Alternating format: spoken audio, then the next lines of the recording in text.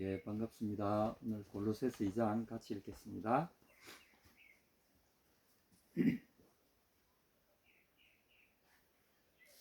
2장 1절에서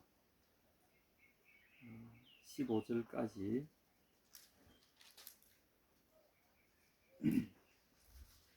시작.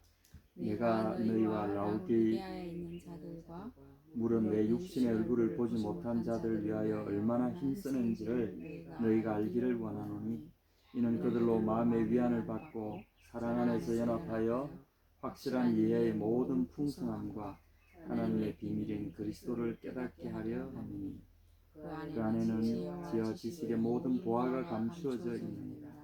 내가 이것을 말하면 아무도 교묘한 말로 너희를 속이지 못하게 하려 함이니, 이는 내가 육신으로는 떠나 있으나 심령으로는 너희와 함께 있어 너희가 질서 있는 행함과 그리스도를 믿는 너희 믿음의 굳건한 것을 기쁘게 하라. 그러므로 너희가 그리스도를 예수로 주로 받았으니 그 안에서 행하되 그 안에 뿌리를 박으며 세움을 받아 교훈을 받은 대로 믿음에 굳게 서서 감사함을 넘치게 하라. 누가 철학과 헛된 속임수로 너희를 사로잡을까 주의하라. 이것이 사람의 전통과 세상의 초등학문을 따르며 그리스도를 따름이 아니니라. 그 안에는 신성의 모든 충만이 육체로 거하시고 너희도 그 안에서 충만하여졌으니 그는 모든 통치자와 권세의 머리시라. 또 그 안에서 너희가 손으로 하지 아니한 할례를 받았으니 곧 육의 몸을 걷는 것이요 그리스도의 할례라.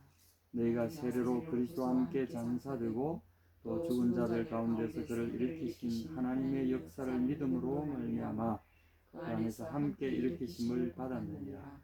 또 범죄와 육체의 무할례로 죽었던 너희를 하나님이 그와 함께 살리시고 우리 모든 죄를 사하시고 우리를 거스르고 불리하게 하는 법조문으로선 정스를 치우시고 제하여 버리사 십자가에 못 박으시고 통치자들과 군세들을 무력화하여 드러내어 구경거리로 삼으시고 십자가로 그들을 이기셨느니라. 아멘.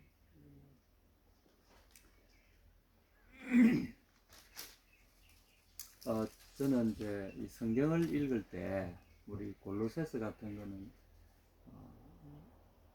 이 사도 바울이 쓰신 이 서신서들의 대부분은 아주 심오한 내용들을 담고 있어요. 문장 자체도 대단히 어렵습니다, 사실은. 그리고 이제 번역하기도 쉽지 않아요. 워낙 이 문장이 긴 문장에다가 또 철학적인 것, 유대교적인 것, 그 당시 생활 풍습 같은 것이 어우러져서 이렇게 우리가 말하는 이제 철학자이고 형이상학적인 내용들을 많이 이래 다루고 있기 때문에, 그래서 이제 사도 바울이 말하는 예수님은 이 복음서에서 묘사한 예수님과는 많이 차이가 납니다. 차이가 난다고 하는 게 다른 게 아니라 이제 보는 각도를 이 예수님을 살아오신 행적을 기록한 사도행전 일부와 또 마태, 마가, 누가, 요한 이 복음서들의 이 기록상에는 굉장히 단순하게 기록되어 있어요. 그리고 그에 대한 긴 해석들이 별로 없어요. 예수님이 어떤 분이다라는 걸 해석하기보다는 사실을 그냥 쭉 이렇게 사진을 찍듯이 다다다다 이렇게 장면을 탁탁탁 묘사한 것이 대부분이고, 근데 이 사실은 이 사도 바울의 서신서들은 복음서에 어떤 빠져 있는 듯한 이 해설 부분을 이제 담당했다고 볼 수 있어요. 그러니까 예수님의 어떤 본질적인 인성이나 신성이나 그분의 어떠함에 대한 이 철학적인 부분을 형이상학적인 부분까지 이르러서 모든 세계관을 다 동원해서 설명해 놓은 부분이 사실은 이 사도 바울의 서신에 참 많이 나타납니다. 그래서 서로 보완하고 있거든요. 그래서 우리가 이제 복음서만 이렇게 보면 굉장히 평이하고 어떻게 보면 굉장히 단순해 보이고 해서 예수님을 아주 쉽게 생각하는 경향이 있다가 이 서신서를 딱 들어오면은 첫째는 용어들이 이해가 안 되기 시작합니다. 번역상의 한계도 있지만 굉장히 어려운 말들로 가득 차 있어서 이 쭉 읽어 나가다 보면 내용을 잃어버릴 때가 참 많아요. 그래서 저는 처음에 이 예수님 믿고 얼마 안 돼서 이 성경을 읽어야 된다 그래가지고 이 서신서들 읽을 때 되게 어려웠어요. 이 서신서들은 구약의 이 예언서에 필적할 만한 그런 글들입니다. 예언서도 보면 막 너무 어려워요. 역사적인 사실과 막 어떤 또 형이상학적인 사실과 이런 것들이 막 섞여 있어요. 막 섞여 가지고 비유와 막 노래며 또 고대 시가 노래 말들이 막 뒤섞여 있어 나오기 때문에 굉장히 이해하기 어려운데 오늘 한번 같이 보도록 하겠습니다. 여러분 조금 어렵더라도 무슨 소린가부터 한번 우리가 이해하도록 합시다. 그리고 오늘 정말 중요한 제가 나누고자 하는 핵심이 뭔가 하면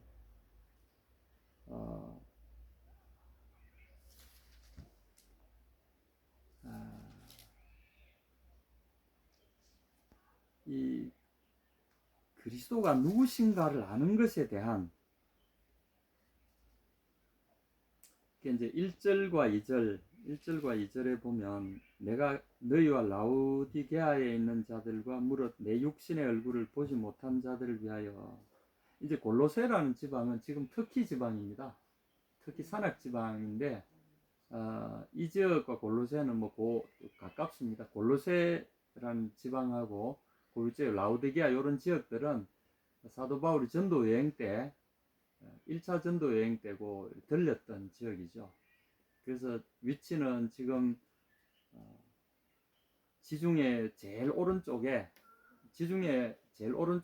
이스라엘 이렇게 쭉 놓여져 있잖아요. 그 이스라엘 위쪽에 이렇게 톡 튀어나온 부분에 터키가 있는데 그 터키 지방에 터키의 제일 동쪽 부분에 동쪽 해변 지역에 주로 이렇게 이제 있는 도시들입니다. 그래서 자기가 이제 들렀기 때문에 그 인근 지역을 아울러서 지금 인사를 같이 하는 거죠. 그래서 내가 너희와 갈라디아에 있는 너희들과 라우디게아 인근에 있는 라우디게아에 있는 자들과 무릇 내 육신의 얼굴을 보지 못한 자들을 위하여. 그러니까 내가 다녀간 이후로 너희에게 전한 복음을 너희가 또 듣고 또 다른 사람들에게 전했을 거 아닙니까? 그래서 바울이란 분이 우리에게 이 복음을 전해주고 가셨는데 하면서 이제 복음을 전해준 복음을 듣고 또 믿은 분들도 교회에 많이 생겼다는 거죠. 그래서 그분들을 같이 이제 이 권면의 말씀을 하는 거죠. 이들을 위하여 얼마나 힘쓰는지를 너희가 알기를 원하노라. 이 얼마나 애쓴다 이 말은 사도 바울이 우리가 이제 이 모든 사역자들, 하나님의 종들, 교회 일꾼들이 해야 될 일들이죠. 가장 중요한 일이 바로 이겁니다. 이 사람들을 어떻게 올바른 인격으로 올바른 믿음 가운데 세울 것인가, 이걸 이야기하는 거죠. 그 힘쓰는 포커스가 어디냐면 2절에 있습니다. 이는 그들로 마음의 위안을 받고 사랑 안에서 연합하여 확실한 이해의 모든 풍성함과 하나님의 비밀인 그리스도를 깨닫게 하려 함이니. 2절은 요 번역에 조금 문제가 있는 것 같아요. 이게 이 핵심이 뭔가 하면 이 목적어가 뭐냐면 2절에서 목적어가 뭐가 되냐면 하나님의 비밀 곧 그리스도, 이것을 깨닫게 하는데 모든 것이 여기에 집중되어야 된다 이 말입니다.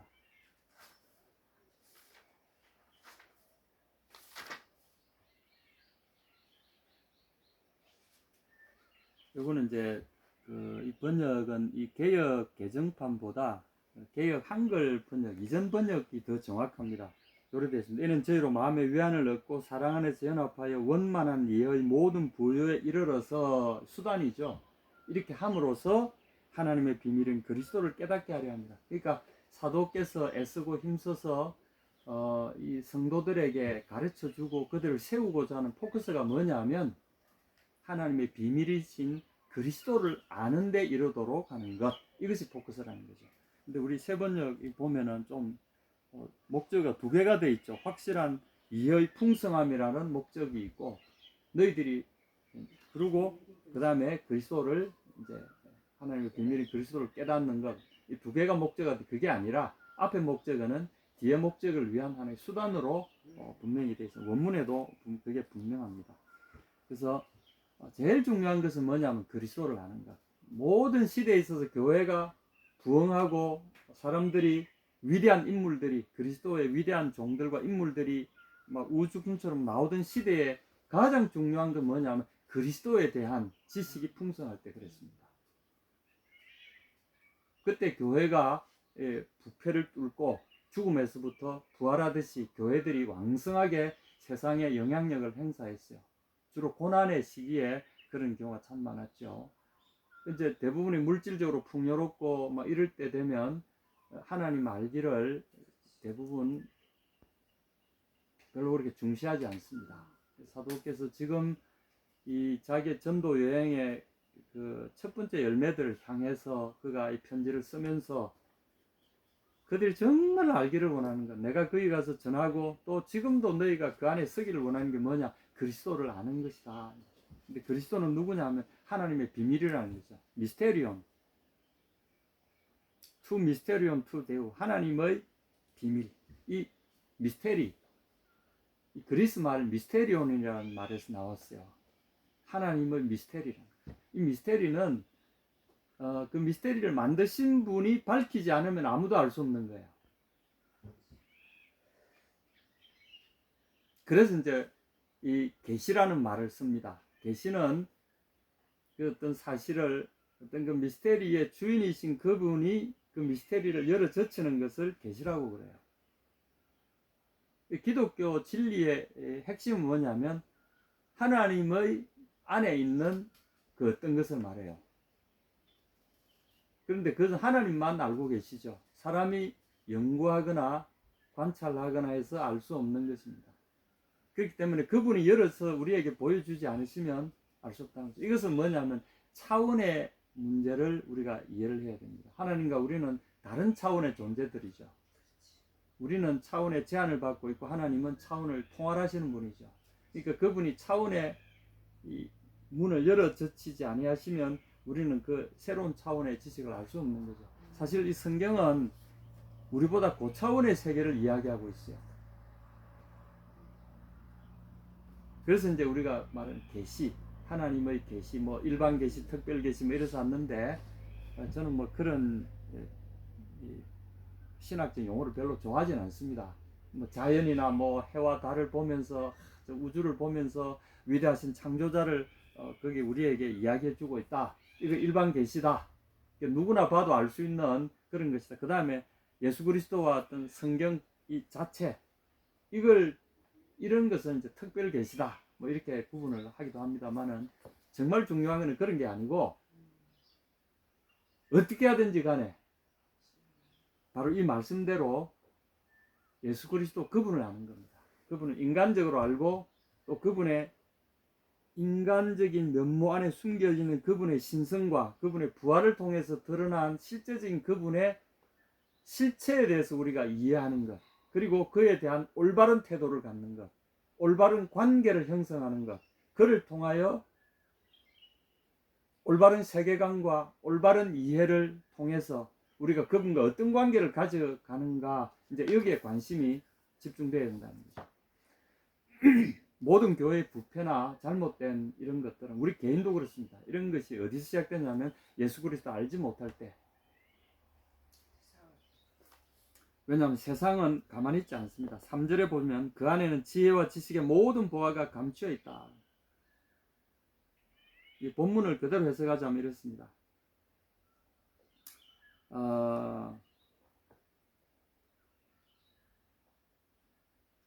그 안에는 모든 보배들이 감춰져 있다. 어떤 보배냐면 지혜와 지식의 보배. 지혜와 지식의 모든 보배가 그 안에 감추어져 있는데, 여기 이제 감추어져 있다 이 말이 우리 계시한다는 말에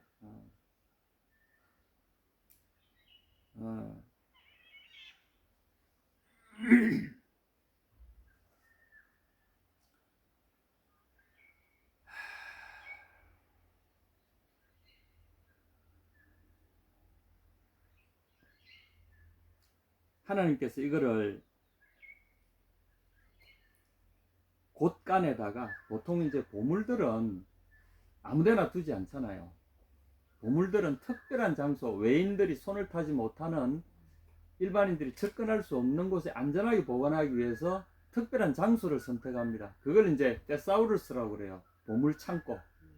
요새 영어에 이제 뭐 테스러스라는 말이 있는데 그 이제 사전이란 말로 쓰이는데 사전이란 말도 원래는 보물 창고란 말에서 나온 말입니다.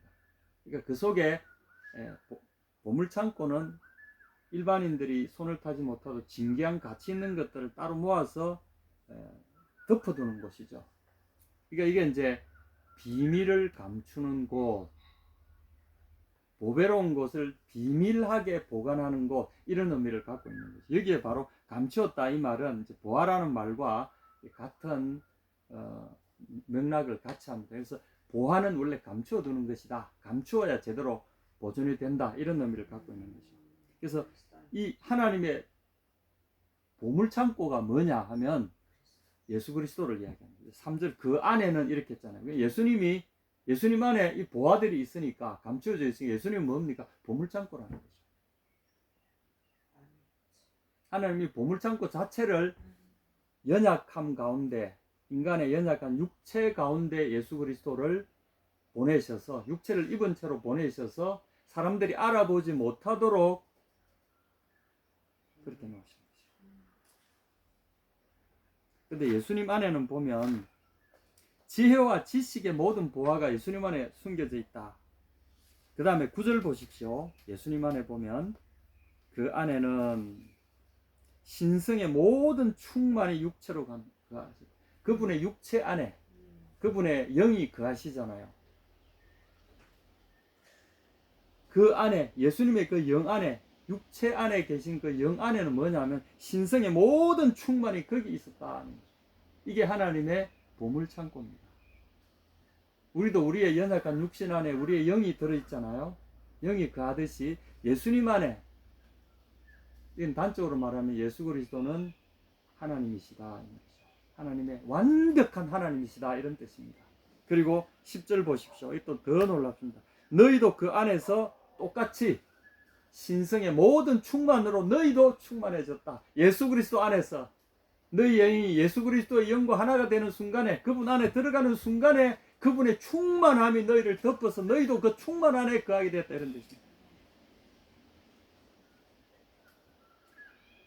그래서 너희가 손으로 하지 아니한 할례를 받았으니 곧 육적 몸을 벗는 것이요 그리스도의 할자. 이 육적 몸이라는 것은 아주 우리가 좀 이해를 좀 해야 됩니다.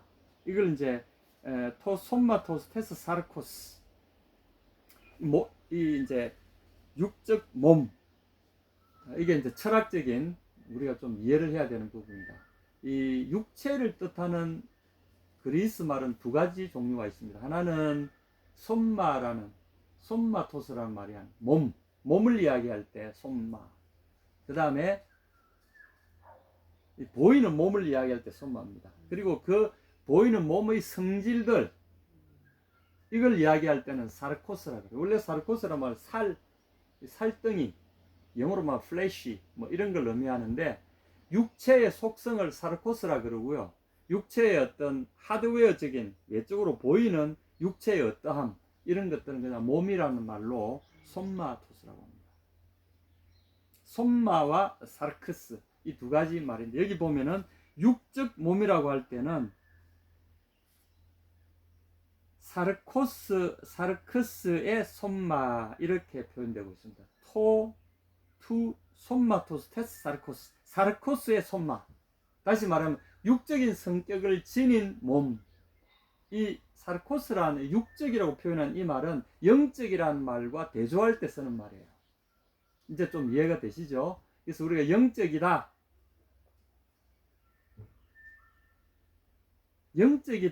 또는 신령하다 뭐 이렇게 이야기할 때 그 반대 개념이 육적이다. 영적은 형이상학적인 것이고 초월된 것이고 물질적인 어떤 한계를 시간과 공간 이런 어떤 한계들을 초월하는 것이죠. 근데 육체는 어떻습니까? 제한을 받죠. 그래서 이게 유기체의 어떤 조직을 갖고 있을 때만 이 육체는 그 안에서 생명을 유지하죠. 그죠? 그런데 유기체가 갖춰야 될 조건을 충분히 갖추지 못하면 병들고 그 다음에 어떻습니까? 소멸하고 사멸하는 거죠. 이게 이제 그리고 또 어떤 육체의 조건에 따라서 이 사르코스적인 이런 성격들은 목마르면 물을 못 마시면 어떻습니까? 목마르잖아요.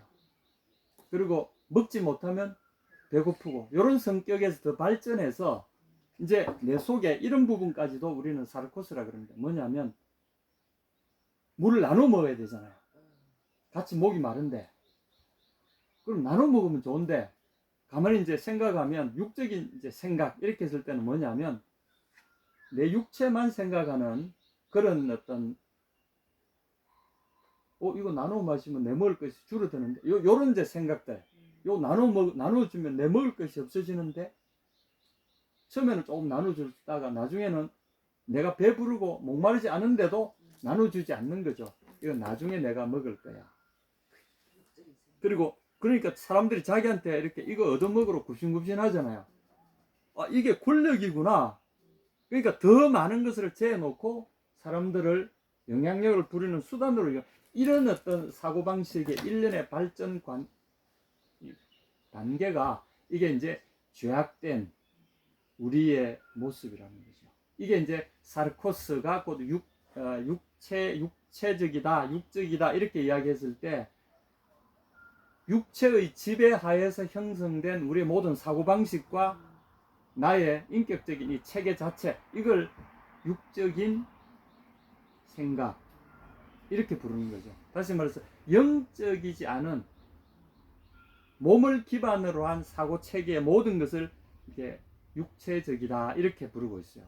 그러다 보니까 주로 이제 죄된 옛날에 예수님도 모르고 성령의 도우심도 받지 못하고 지내던 옛날에 내 욕심을 따라서 내 스스로의 생각과 살아남기 위해서, 먹기 위해서 산다, 이제 이런 어떤 옛날적인 육체의 지배하에 있던 사고방식 전체를 가리켜서 육적이다 이렇게도 이야기합니다.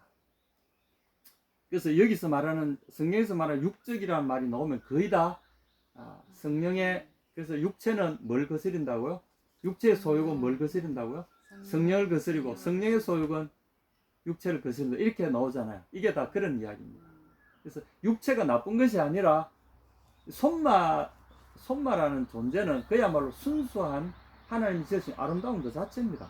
너무 신비한 소우주라고 할 정도로 손마인데, 이걸 지상 어떤 최대 가치로 알고만 살았던 사람들이 가진 육체에 속한 여러 가지 성향들, 제한된 그 한계에서부터 벌어진 인간의 사고방식, 이 자체가, 그래서 죄로 물든 이 자체를, 그걸 계속 추구하는 상황.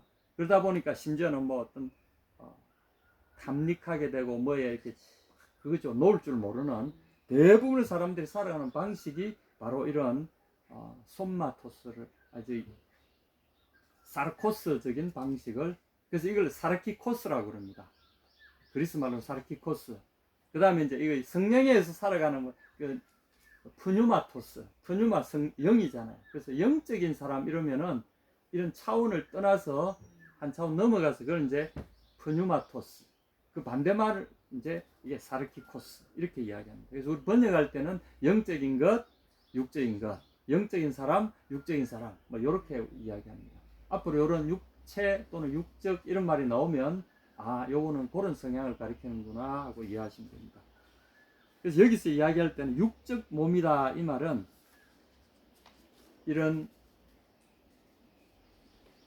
왜곡된 사르코스적인 사고방식과 가치관과 욕망에 좌우되는 이 나의 현존하는 나의 현 상태, 이런 뜻입니다. 육적 몸. 그러니까 이 그리스도 안에서 육적 몸을 벗는다는 것은 뭘 의미할까요? 성령에 의한 세례죠. 그래서 성령이 우리의 영을, 죽었던 우리 영을 깨우시니까, 옛날에는 이걸 붙들어야 육체를 충족시켜야 살 것 같았던 우리의 이 사고방식 자체가, 우리의 영혼 자체가 성령께서 주시는 생명력으로 해서 눈을 뜨고 보니 이거 아니구나. 사람이 떡으로만 사는 것이 아니다는 그때 알게 되는 거죠. 하나님의 입으로 나오는 모든 말씀으로 산다는 걸 그때 알게 되는 거죠. 그때 우리가 영혼의 진정한 의미에서 세례를 받았다고 우리가 이야기하는 거죠. 우리가 사는 것이 저거 내가 이 헌금하고 나면 그 다음 내가 뭘 먹고 살고. 그래서 교회 오면 바들바들 뭐 이런 거 있잖아요. 교회 오면 또 헌금만 생각해. 헌금 저거 없으면 내가 좋겠는데. 그런데 하나님이 내가 가진 돈이 아니라도 내 돈이 나를 먹여 살리는 게 아니라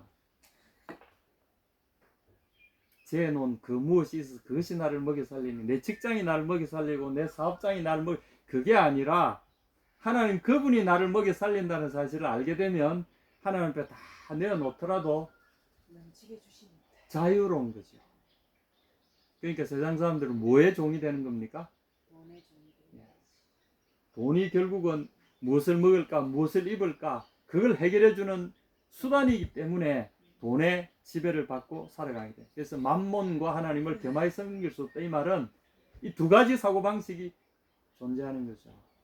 그래서 육체적인 생각 가운데 머물러 있게 되면 거기서 결국은 벗어날 수 없다는 거죠. 근데 예수님 오셔서 하신 일이 뭡니까?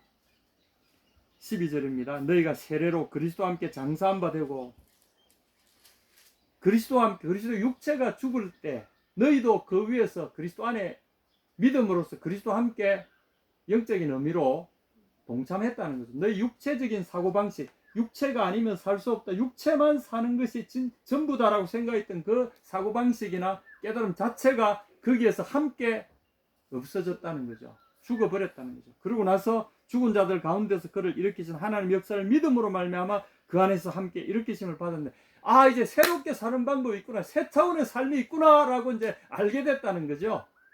이걸 이렇게 좀 사실 좀 어려운 문장으로 설명하고 있습니다. 그리스도와 함께 죽었고 그리스도와 함께 살았다, 이 말은 여기에 두 가지 삶의 방식을 지금 설명하십니다. 육체로 사는 방법이 있고 영으로 사는 방법이 있는데, 육체로 사는 방법에서 그리스도의 죽음과 함께 나의 육체도 함께 죽고 이제 그 안에서 그리스도 안에 들어가 봤더니 새로운 삶의 방식이 있네, 그걸 발견했다는 겁니다. 이 그리스도께서 우리를 이렇게 하셨다는 겁니다.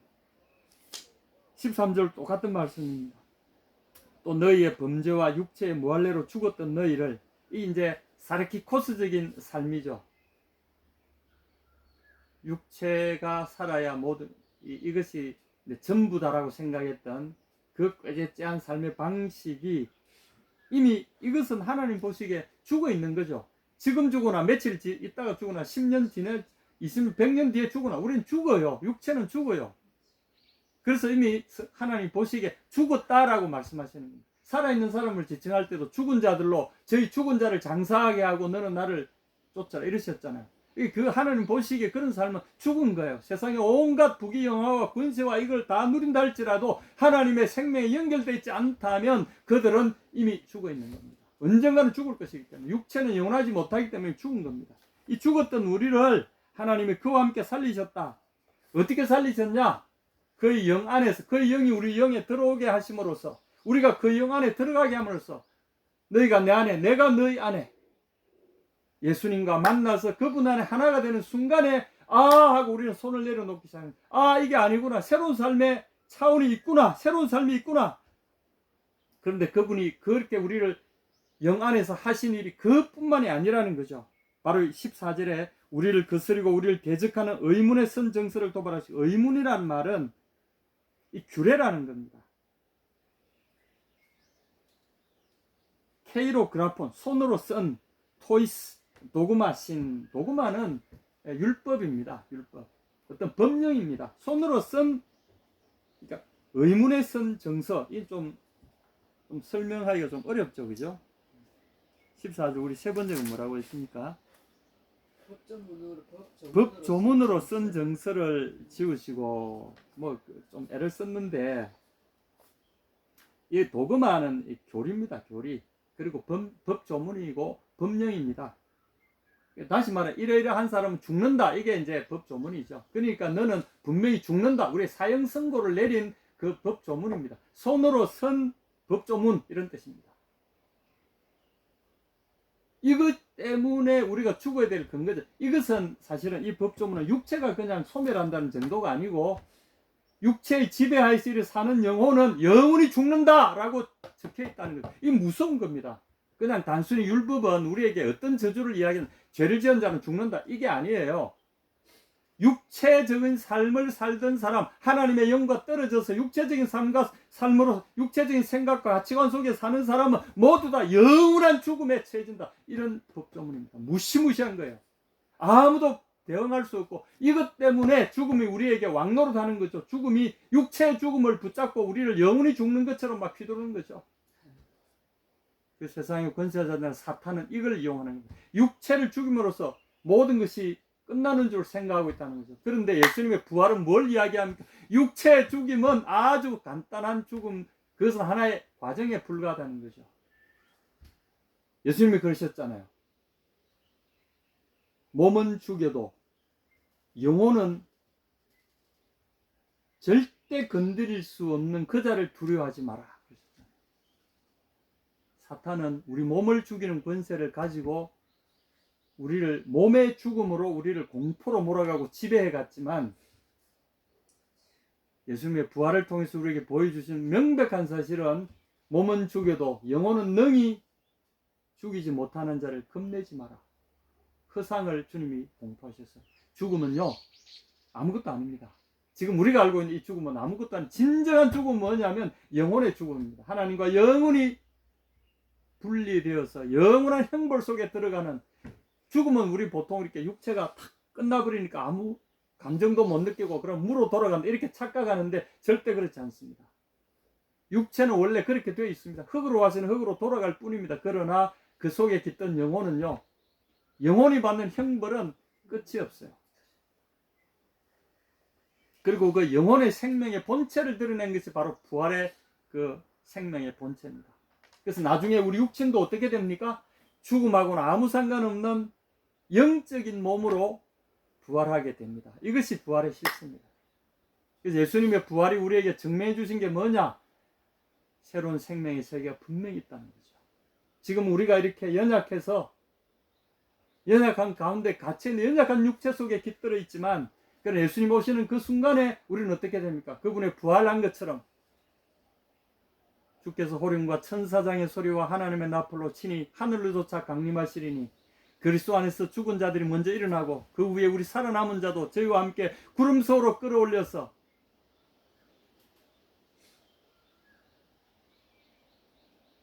그를 영접하게 하리니 그래야 우리가 항상 주와 함께 있으리라. 오직 우리의 시민권은 하늘에 있는지라. 거기로서 구원하는 자 곧 구주 예수 그리스도를 기다리노니 그가 우리 낮은 몸을 자기 영광의 몸의 형체와 같이 변케 하시리라.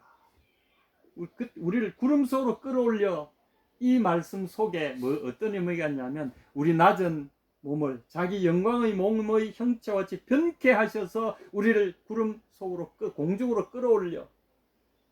공중으로 왜 끌어오릅니까? 이미 시공의 한계를 초월한 몸으로 우리를 만드셔서 그런 뜻입니다. 그리고 그 속에서 공중에서 주를 영접하게 하신, 이미 시공을 초월한 몸이기 때문에 시간과 공간은 우리에게 아무런 의미가 없는 이런 영혼과도 같은 신비한 몸으로, 신령한 스피리추얼 바디로 우리 몸이, 피지컬 바디가 스피리추얼 바디로 바뀌는 겁니다. 이게 부활이에요. 주님은 그 일까지 해버리셨다는 거죠. 이게 14절의 기초가 되는 말씀입니다. 의문에 쓴 정서, 의문을 기록한 정서, 이렇게 번역해야 맞습니다. 의문, 율법 또는 판결문을, 법조문을 기록한 정서를 어디에다가 도말해 버렸다고요? 십자가에. 왜 그러냐면 십자가에, 자 봐라, 이렇게 한 자는 죽는다라고 한 조문이잖아요. 예수님이 대신 우리의 죄를 지고 십자가 위에서 이 법령의 조항을 성취시켜 버리신 거죠. 저 사람들의 죄를 내가 다 안고 여기서 내가 죄를 받아서 숨이 끊어져 버렸잖아요. 그러니까 법령 완성되어 버린 겁니다. 더 이상 예수 안에 있는 사람들에게는 이 법조문이 효력이 없어진 거죠. 그러니까 법조문을 십자가에 못 박았다, 법조문을 무효화시켜 버렸다, 이런 의미를 갖고 있는 겁니다. 십자가는 사탄의 심장에 못을 박는 것과 똑같고, 우리의 죄에다가 못질을 하는 것과 똑같고, 우리의 죄라고 하던 정죄하는 근거가 되는 법조문을 못 박는 것과 똑같다는 거죠. 예수님이 그 일을 하셨어요. 그 십자가는 완전한 해방의 표시인 거죠. 그리고 15절에 정사와 권세를 벗겨버려, 이 벗어버려, 이 벗어가 아니고 벗겨버렸다 번역해야 맞습니다. 15절에 여기는 이제 무력화하여 했는데, 이제 원래는 이 원문에는 벗겨버린다, 무장해제시킨다, 이제 벗겨버린다는 말입니다. 이게 이제 발전한 말이 무장해제란 말인데, 이 여러 가지 우리가 이제 전신 무장을 하잖아요. 전쟁터에 나가면 갑옷 같은 거 이런 걸 전부 다 이제 그대로 뜯어서 맨몸으로 알몸으로 만들어 버린다는 거죠. 다시 말하면 무력화시킨다는 말이에요. 정사와 권세라는 이 영적 세력들을 말합니다. 다른 말로 하면 이건 이제 아마도 어둠의 세력들, 사탄의 세력을 이야기하는 거죠. 땅에 다양한 형태로 나타나서 역사하고 있는 어둠의 세력들, 사탄의 세력을 벗겨버려서 그들이 무엇 근거로 날뜁니까? 그들이 근거로 날뛰는 것이 바로 율법 조문이죠. 봐라, 하나님이 정하신 거 아니냐. 그러니까 이게 너도 하나님 말씀 어겼지, 그러니까 죽어야지 하고는 막 날뛰던 이런 어둠의 권세들을 이제는 완장을 벗겨버리신 거죠. 직위해제가 된 거죠. 직위해제. 그걸 벗겼다 이 말은 직위해제됐다 이 말이죠. 더 이상 너는 이제 그거 할 힘이 없어요. 뭐 우리나라 대통령 하다가 그만해 하고 직위해제됐잖아요. 대통령직에서 파면한다 해버리면 이미 대통령이 아니잖아요. 이게 바로 그런 의미입니다. 이때까지는 이 세상의 권세들이 죄지은 사탄의 권세가 죄지은 인간들을 지배하고 막 그냥 후리고 막 이렇게 했는데, 이들의 권세의 기초가 되는 법조문 자체를 무력화시키고 모든 것이 끝났다 하고 예수님이 무력화시킨 그 순간에 그들의 쫄개들 힘을 잃어버린 거죠. 밝히 드러내시고 밝히 드러내 구경거리로 만드셨다. 이제 고대에 포로들을 잡아다가 쭉 이렇게 향기를 막 피우면서 막 포로들을 이 성전 그 행진할 때 로마 시내를 쫙 군대들 들어올 때 뒤에다가 포로들을 뻘거벗겨 가지고 사슬로 묶어 쭉 끌고 옵니다. 이 밝게 드러냈다, 바로 그런 의미입니다. 십자가로 승리하셨느니라. 십자가에서 십자가에서 드리암뷰사스 트라이엄퍼스라는 단어의 이 원조가 되는 드리암보스라는 말. 이 말은 원래는 이제 바쿠스의 승리 축가, 바카스 이쪽이죠. 바카스가 신의 이름입니다. 술의 신, 뭐 이런 풍요의 신인데 그 승리의 축가를 할 때 드리암보스라고 합니다. 근데 이게 이제 승리라는 말로 어쨌거나 그의 것 안에서 그것들을 쳐부셔서 승리하셨다. 그의 것이란 말은 십자가를 의미하는 거죠. 우리 번역에는 십자가로 이랬는데 십자가 안에서 이 모든 승리를, 그들을 향한 승리를 이루셨다.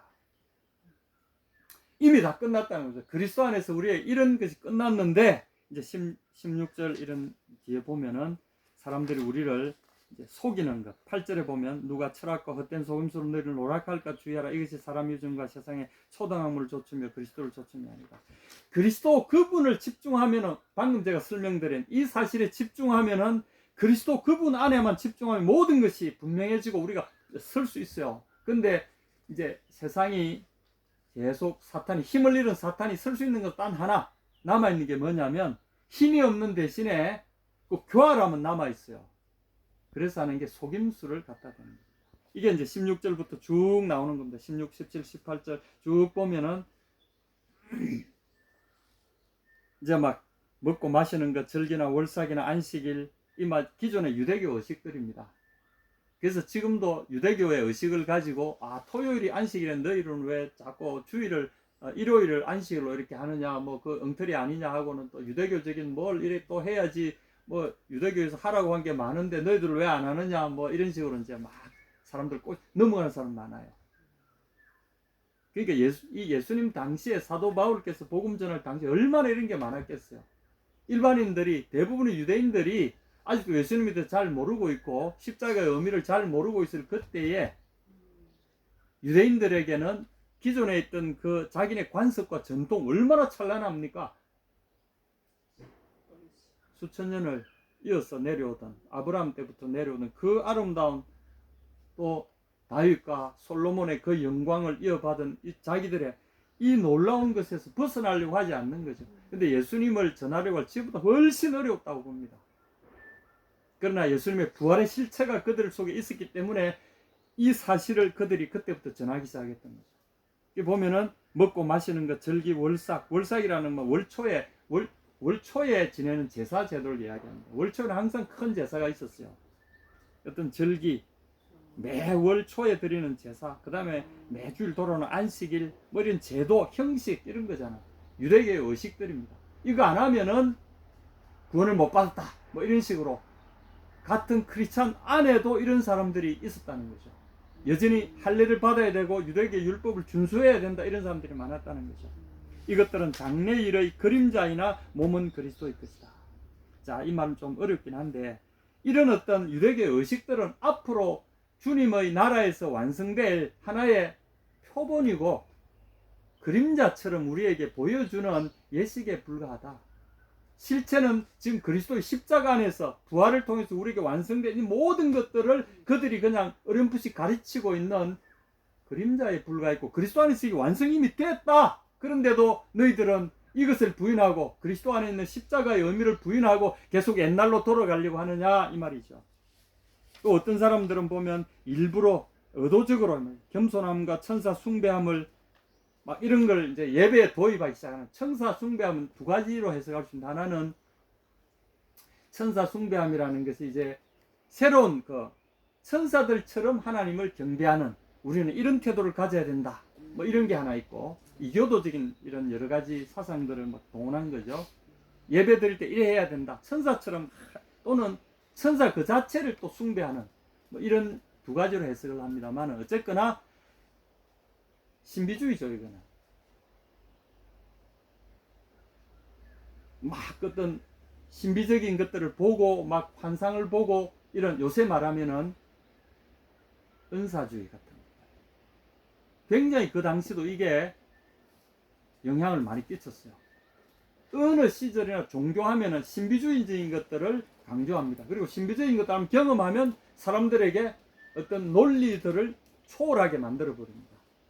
설명할 필요도 없게 되고 이성적인 판단할 그것도 필요 없게 돼요. 그래서 이게 은사주의, 신비주의 위험해요. 성경에서 이야기하는 예수님의 인격 속에 깃들여 있는, 그리고 그분의 부활이라는 사실을 통해 나타난 이 중요한 사실을 놓치는 순간에 이런 데로 쉽게 빠질 수 있다는 겁니다. 그래서 오늘 말씀의 결론은 뭐냐면, 그 안에는 신성의 모든 충만이 거하시고 너희도 그 안에서 이미 충만해졌다. 그러므로 그 안에서 헛된 철학과 속임수로 세상이 너희를 노락하지 않도록 주의하라는 거죠. 그래서 4절에 내가 이것을 말하면 아무도 공교한 말로 너희를 속이지 못하게 하라. 이 속인다, 사기친다 이 말입니다. 아무도 너희를 그럴듯한 말로, 설득력 있는 말들을 가지고 너희에게 사기치지 못하게 하라. 핵심은 누구든지 예수 그리스도와 그분 안에 집중하지 않는다면, 그분이 해놓으신 그 신비한, 너희를 위하여 해놓으신 결정적인 그 십자가의 승리와 부활의 승리를 폄하하고 거기에 집중하지 않는다면 너희를 거꾸로 잘못된 길로 이끌어가는 속임수라는 사실을 알아라는 거죠. 그래서 핵심이 뭐냐면 2절입니다. 역시 원만한 이해의 모든 부요에 이르러서 그리스도의 비밀인, 하나님의 비밀인 그리스도를 깨닫게 하는, 여기에 우리의 모든 키포인트가 있다는 겁니다. 그래서 우리 교회 앞으로 나갈 방향도 분명합니다. 그리스도를 알고, 그리고 그분 속에서 우리가 자라가고 그리스도를 나누는 삶입니다. 이걸 선포하는 거죠. 그분이 해놓으셨다, 이걸 함께 누리자. 이것이 오늘의 메시지입니다. 할렐루야.